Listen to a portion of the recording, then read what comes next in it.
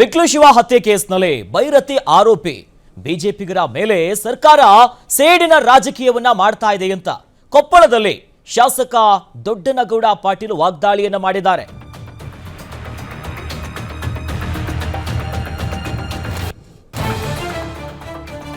ಇನ್ನು ಬಿಕ್ಲು ಶಿವ ಹತ್ಯೆ ಪ್ರಕರಣಕ್ಕೆ ಸಂಬಂಧಪಟ್ಟಂತೆ ಸದ್ಯ ಪ್ರಕರಣದ ಎಫ್ಐ ಆಗಿ ಭೈರತಿ ಬಸವರಾಜ್ ಅವರನ್ನ ಎಫ್ಐಆರ್ ನಲ್ಲಿ ಆಡ್ ಮಾಡಲಾಗಿದೆ. ಇದೇ ವಿಚಾರಕ್ಕೆ ಸಂಬಂಧಪಟ್ಟಂತೆ ಬಿಜೆಪಿಗರ ಮೇಲೆ ಸರ್ಕಾರ ಸೇಡಿನ ರಾಜಕೀಯವನ್ನ ಮಾಡ್ತಾ ಇದೆ ಅನ್ನೋದಾಗಿ ಕೊಪ್ಪಳದಲ್ಲಿ ಶಾಸಕ ದೊಡ್ಡನಗೌಡ ಪಾಟೀಲ್ ವಾಗ್ದಾಳಿ ಮಾಡಿದ್ದಾರೆ.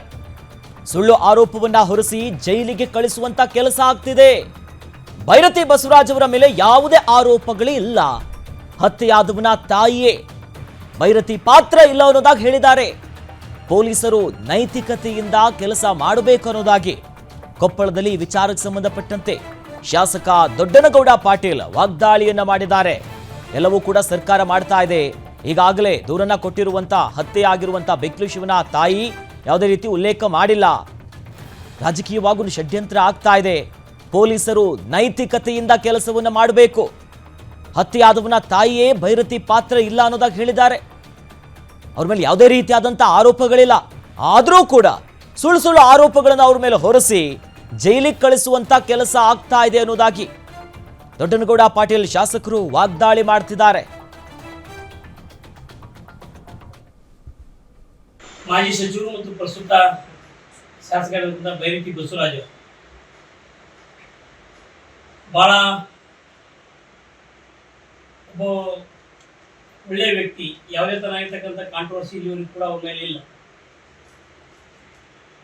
ಅವ್ರ ಮೇಲೆ ಯಾರೋ ಒಬ್ಬರ ಜೊತೆ ಇರ್ತಕ್ಕಂಥವ್ರು ಇದ್ರು ಅಂತೇಳಿ ಒಬ್ಬ ರೌಡಿ ಶೀಟರ ಹತ್ಯೆ ಆದ ಅವ್ರ ಹೆಸರನ್ನ ಅದರಲ್ಲಿ ಹೇಳ್ತಾ ಇರ್ತಕ್ಕಂಥ ಕೆಲಸ ಆಯಿತು. ಸ್ವತಃ ಕೊಲೆಯಾಗಿರ್ತಕ್ಕಂಥ ತಾಯಿ ಆತನ ತಾಯಿನೇ ಇಲ್ಲ, ಇದರಲ್ಲಿ ಅವ್ರಿಗೇನು ಪಾತ್ರ ಇಲ್ಲ ಅಂತ ಹೇಳಿದ್ರು ಕೂಡ ಸರ್ಕಾರ ಮುತುವರ್ಜಿ ವಹಿಸಿ ಅವ್ರ ಮೇಲೆ ಏನಾದರೂ ಮಾಡಿ ಕೇಸ್ ಹಾಕಲೇಬೇಕು ಅಂತಕ್ಕಂಥ ಏನಾದ್ರು ನೋಡಿ ನೋಟಿಸ್ ಕೊಟ್ಟು ಅವ್ರ ಮೇಲೆ ಎಫ್ಐಆರ್ ದಾಖಲು ಮಾಡಿರ್ತಕ್ಕಂಥದ್ದನ್ನ ನಾವು ಖಂಡಿಸ್ತೇವೆ. ಇದು ಇವತ್ತು ಕರ್ನಾಟಕ ರಾಜ್ಯದಲ್ಲಿ ಬೇಷವಾಗಿರ್ತಕ್ಕಂಥ ಯಾವುದೇ ರಾಜಕಾರಣ ಇವತ್ತು ಕೂಡ ನಡೆದಿರಲಿ. ಆದರೆ ಈ ಬಾರಿ ವಿಶೇಷವಾಗಿ ಕಾಂಗ್ರೆಸ್ನವರು ಅದಕ್ಕೆ ಒತ್ತು ಕೊಡ್ತಕ್ಕಂಥ ಕೆಲಸ ಆಗ್ತಾ ಇದೆ. ಬಹುಶಃ ಜನ ಎಲ್ಲವನ್ನೂ ಕೂಡ ಗಮನಿಸಿದ್ದಾರೆ. ನಾನು ಈ ಮೂಲಕ ಪೊಲೀಸರು ಕೂಡ ಹೇಳೋದಕ್ಕೆ ಬಯಸ್ತೇನೆ, ಹಗಲಿ ರಾತ್ರಿ ಅಂತಕ್ಕಂಥದ್ದು ಇರ್ತಕ್ಕಂಥದ್ದು ಬಹಳ ಸಹಜ. ಇವತ್ತು ಅವ್ರ ಅಧಿಕಾರದಲ್ಲಿರ್ಬೋದು, ನಾಳೆ ಜನರು ತೀರ್ಮಾನ ಮಾಡಿ ಬೇರೆ ಆಗ್ಬೋದು. ಆದರೆ ನಿಮ್ಮ ನೈತಿಕತೆಯನ್ನ ನೀವು ಪ್ರಶ್ನೆ ಮಾಡಿಕೊಂಡು ಕೆಲಸ ಮಾಡಬೇಕಾಗಿರ್ತಕ್ಕಂಥ ಇಲಾಖೆ ಸರ್ಕಾರದ ಕೈಗೊಂಬೆಯಾಗಿ ಕೆಲಸ ಮಾಡ್ತಕ್ಕಂಥದ್ದು ಮುಂದಿನ ದಿನಮಾನಗಳಲ್ಲಿ ಅದರ